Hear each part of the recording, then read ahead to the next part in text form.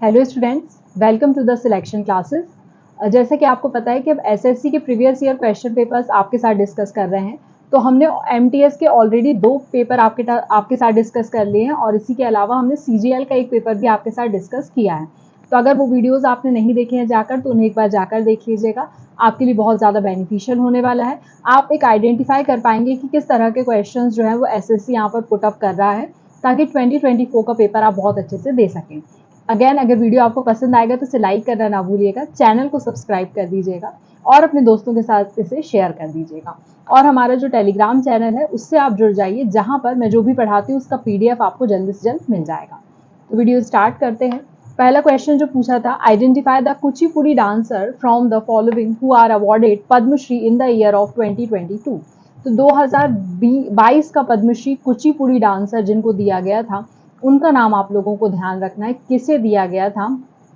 तो देखिए, अलग अलग आपको बहुत सारे नाम यहाँ पर देखने के लिए मिल जाएंगे। तो पद्मजा रेड्डी जी जो हैं, इनको 2022 का पद्मश्री सम्मान कुचिपुड़ी डांसर के तौर पर मिला था। बाकी जो 3 दिए हुए हैं, इन्हें भी 2022 का पद्मश्री सम्मान मिला हुआ है, लेकिन अलग अलग सेक्टर्स में मिला हुआ है। जिसमें से अगर मैं केवी राबिया जी की बात करूंगी तो ये बहुत ज़्यादा इंपॉर्टेंट है, प्रोमिनेंट पर्सनैलिटी है। शी फॉट फॉर केरला, तो केरला के लिए इन्होंने एक लड़ाई लड़ी है, मतलब कि केरला में जो चाइल्ड और विमेन, उनके लिए यहाँ पर उनके उत्थान के लिए उन्होंने बहुत काम किए हैं। तो इन्हें आप लोग ध्यान रखें। उसके बाद देखिए, यहाँ पर विद्यानंद सारेक जी जो हैं, इनके बारे में ध्यान रखना है। फोक आर्टिस्ट हैं, इन्हें ध्यान रखें। देन उसके बाद अगर मैं बात करूँ डॉक्टर वीर स्वामी साशिया की, तो इन्हें मेडिसिन में मिला हुआ है।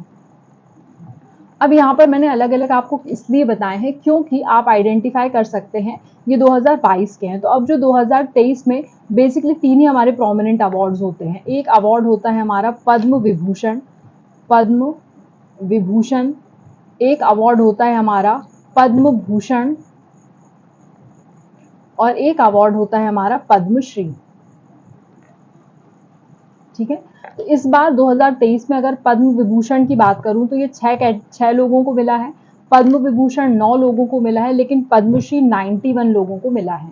तो क्या हमें 2023 के पेपर के लिए 91 को प्रिपेयर करने हैं? बिल्कुल नहीं। आप थीम आइडेंटिफाई कर लीजिए, जैसे कि यहाँ पर आपको पता होगा, एक तो है क्लासिकल डांस फॉर्म, अगर उसमें किसी को मिला हुआ है अवार्ड तो वो आप पढ़ लीजिएगा। उसके बाद फोक आर्टिस्ट जो हैं, उन्हें अगर कोई सम्मान मिला हुआ है तो वो पढ़ना है।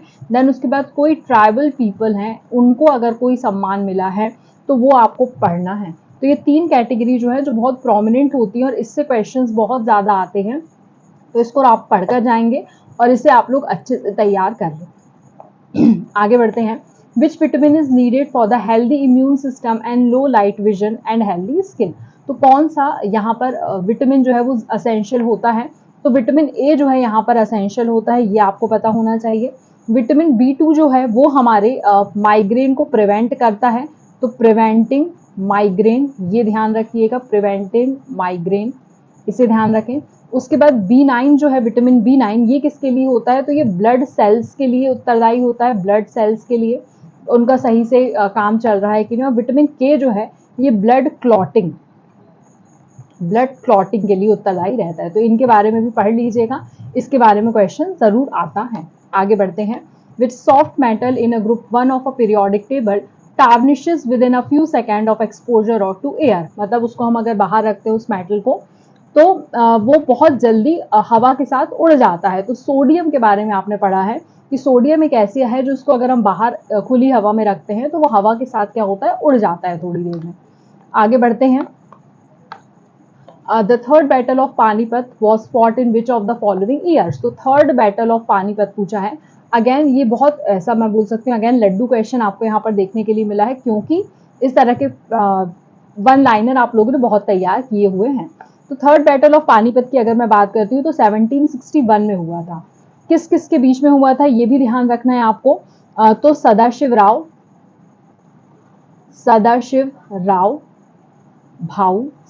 राव भाऊ एंड किसके बीच में हुआ था? दूसरे अहमद शाह दुर्रानी। ठीक है, इन दोनों के बीच में हुआ था। इसके बाद पता होना चाहिए आपको फर्स्ट बैटल ऑफ पानीपत कब होता है, तो 1526 में होता है, और सेकेंड बैटल ऑफ पानीपत जो है वो 1556 में होता है। 1526 वाला जो है वो किस किस के बीच में होता है, तो वो बाबर एंड इब्राहिम लोदी के बीच में होता है, इब्राहिम लोधी के बीच में होता है, ठीक है। उसके बाद लेकिन अगर हम 1556 वाले की बात करते हैं तो ये किस किस के बीच में होता है, तो ये होता है अकबर एंड हेमू के बीच में। तो ये तीनों आप लोगों को ध्यान रखना है, अच्छे से प्रिपेयर कर कर जाना है। नेक्स्ट है who started the temple entry movement in 1927। तो 1927 में टेम्पल एंट्री मूवमेंट किसके द्वारा चलाया गया था, तो भीमराव अंबेडकर जी के द्वारा टेम्पल एंट्री मूवमेंट। पता होगा दलितों को मंदिर में जाने की मनाही थी, तो उनके लिए यहाँ पर भीमराव अंबेडकर जी ने एक मूवमेंट चलाया था, ठीक है। अब वहीं बात कर लेते हैं एनी बेसेंट जी की। तो इन्होंने होम रूल लीग की स्थापना करी थी, होम रूल लीग की स्थापना में इनका योगदान था। कहां पर की थी, भारत में की थी होम रूल लीग की स्थापना, ठीक है। इसके अलावा इन्होंने, आपने सुना होगा थियोसॉफिकल सोसाइटी जो है उसकी भी स्थापना करी थी, तो इसे भी ध्यान रखेंगे, थियोसॉफिकल सोसाइटी। अब हम महात्मा गांधी जी के बारे में थोड़ा सा देख लेते हैं। इनके बारे में बहुत सारे आपको यहाँ पर आंदोलन देखने के लिए मिल जाएंगे, जैसे कि 1917 की अगर मैं बात करूं तो 1917 में चंपारण सत्याग्रह होता है, ठीक है। उसके बाद 1918 की मैं बात कर लेती हूँ, तो यहाँ पर 1918 में दो चीजें हैं, एक है अहमदाबाद मिल स्ट्राइक की थी, मिल स्ट्राइक हुई थी, ठीक है। उसके बाद एक और चीज क्या हुई थी, यहाँ पर खेड़ा सत्याग्रह हुआ था, खेड़ा सत्याग्रह। उसके बाद आगे बात कर लेते हैं 1921 की बात कर लेते हैं, 21-22 की बेसिकली बात थी। तब यहाँ पर नॉन कोऑपरेशन मूवमेंट लाया गया था, कोऑपरेशन मूवमेंट, ये आपको ध्यान रखना है, नॉन कोऑपरेशन। उसके बाद नेक्स्ट हम 1930 से 34 के बीच में सिविल डिसोबीडियंट मूवमेंट चलाया गया था, सिविल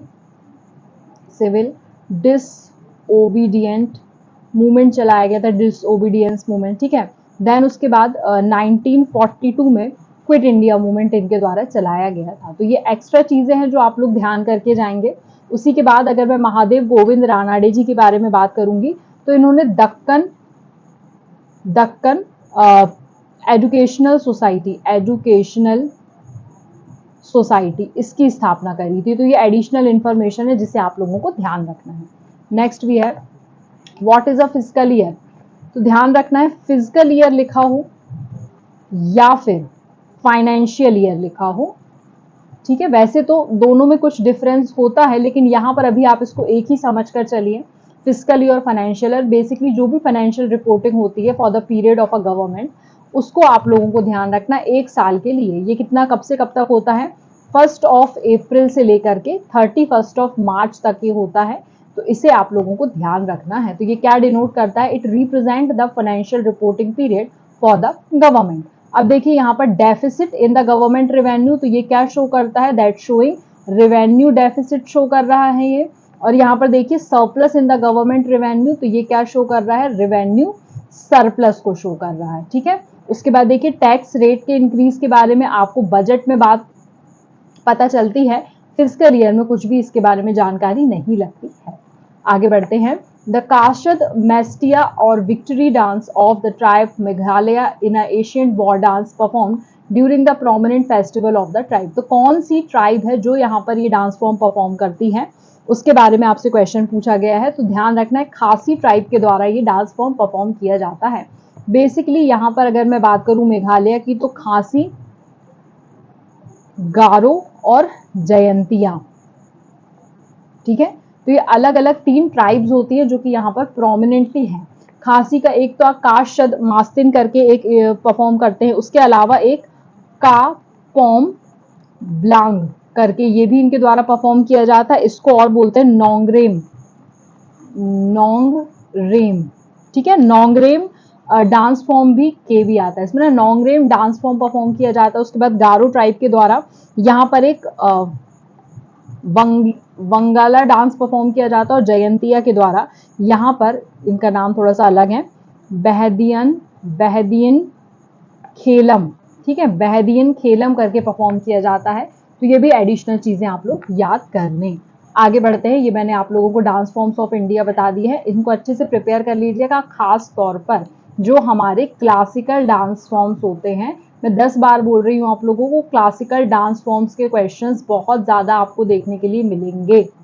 नेक्स्ट है untouchable is the novel written by Mulk Raj आनंद। इनके बारे में हम ऑलरेडी बहुत सारी नॉवेल्स पढ़ चुके हैं और ये यहाँ का बहुत प्रोमिनेंट टॉपिक हो गया एसएससी का, तो इसे आप लोग बहुत अच्छे से पढ़कर जाइएगा। अनटचेबल नाम की नॉवल भी मुल्क राज आनंद जी के द्वारा लिखी गई है, इसे ध्यान रखेंगे। इसके अलावा अगर हम बंकिम चंद्र चट्टोपाध्याय जी की बात करेंगे तो इनके द्वारा लिखा गया है आनंद मठ, आनंद मठ लिखा है। इसके बाद दुर्गेश नंदिनी करके ये नॉवल इनके द्वारा लिखी गई है। उसके बाद मैं आरसी मजुमदार जी के बारे में अगर बात करूं तो एंशियंट इंडिया करके इन्होंने एक बुक लिखी है। इसके अलावा एक वैदिक एज करके ये भी बुक इनके द्वारा लिखी गई है। प्रेमचंद्र जी के बारे में अगर आपको ध्यान हो, गबन करके मुंशी प्रेमचंद्र जी की बहुत फेमस नॉवल है। और उसके अलावा एक नॉवल है जिसका नाम है निर्मला। नेक्स्ट क्वेश्चन की तरफ बढ़ते हैं। What is the weight of a ball in the hand ball for the man.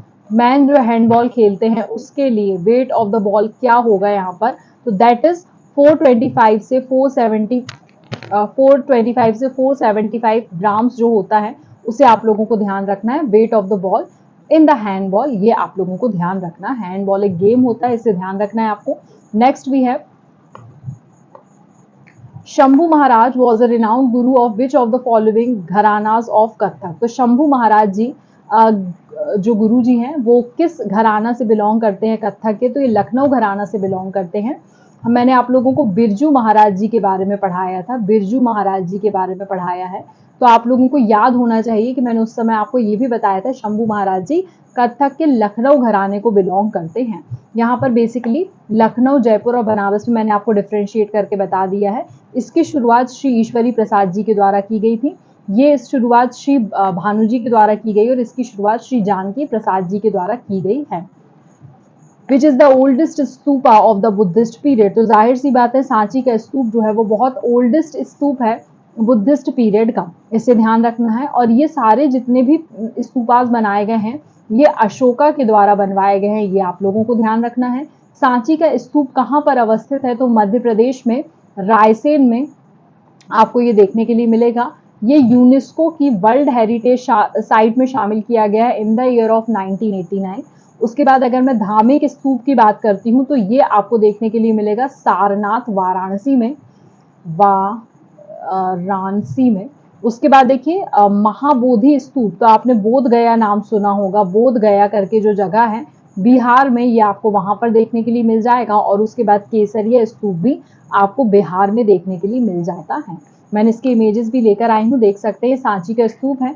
ये वाला जो हमने दूसरे वाले स्तूप की बात करी थी, जो हमारा अभी मैंने आपको बताया था वाराणसी में है, वाराणसी वाला स्तूप है, ये वो हो गया है। देन उसके बाद ये हमारा बिहार का स्तूप है बोध गया वाला, और ये भी हमारा बिहार का स्तूप है, ठीक है, इसे ध्यान रखना है। नेक्स्ट भी है which of the following is the dimension of a micro finance institution in India. तो माइक्रो फाइनेंस इंस्टीट्यूशन जो होते हैं वो बेसिकली क्या प्रोवाइड करते हैं, जो हमारे लो इनकम ग्रुप्स होते हैं, लो इनकम ग्रुप्स होते हैं किसी भी एक पॉपुलेशन में, उनको यहाँ पर लोन प्रोवाइड करने का काम करते हैं। तो लो इनकम ग्रुप्स आपको रूरल एरिया में देखने के लिए मिलते हैं, तो ऑप्शन 1 जो है वो यहाँ पर हमारा करेक्ट हो जाता है। तो देखिए किस तरह से आप क्वेश्चन यहाँ पर सॉल्व कर पाते हैं, कीवर्ड आपको क्वेश्चन में ही मिल जाएगा, आंसर आप उसी से आइडेंटिफाई कर सकते हैं, ठीक है। नेक्स्ट है Buddha Purnima is marked on the full moon day of in the Hindu month of. Hindu month के किस दिन full moon day Buddha Purnima आती है, तो इसको ध्यान रखना है आपको। ये कब आती है, तो ये आती है वैशाख माह की बुद्ध पूर्णिमा जो होती है उसमें बुद्ध पूर्णिमा होती है। फिर यहाँ पर देखिए आप लोगों को अलग से भी दिया हुआ है आषाढ़ माह की जो बुद्ध पूर्णिमा होती है, आषाढ़ माह की जो पूर्णिमा होती है उसमें हम गुरु पूर्णिमा सेलिब्रेट करते हैं, गुरु पूर्णिमा सेलिब्रेट करते हैं। उसके बाद देखिए जो हमारे भद्रपद चलते हैं उसमें जो पूर्णिमा आती है ये भी आप लोगों को ध्यान रखना है। यहाँ पर हम लॉर्ड सत्यनारायण इनकी पूजन करते हैं। उसके बाद देखिए ज्येष्ठ माह की जो पूर्णिमा रहती है उसमें एक वट की पूजा की जाती है, वट वृक्ष की, तो ये एडिशनल इंफॉर्मेशन याद रखेंगे। नेक्स्ट भी है which of the following countries did India defeat to clinch its maiden women junior hockey Asia cup title. तो हमने विमेन कैटेगरी में junior hockey Asia cup title जीता है। किसको हरा करके? तो साउथ कोरिया को हरा करके इंडिया ने टाइटल जीता है, तो ये ध्यान रखना है।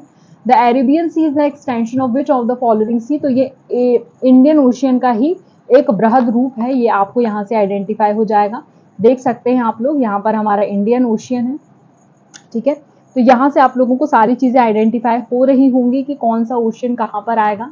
ये सदर्न ओशियन है, साउथ अटलांटिक ओशियन है, नॉर्थ पैसिफिक ओशियन है, ठीक है। इसे आप लोग ध्यान रखें। Next we have the Gua Noamundi mines are located in which state of India?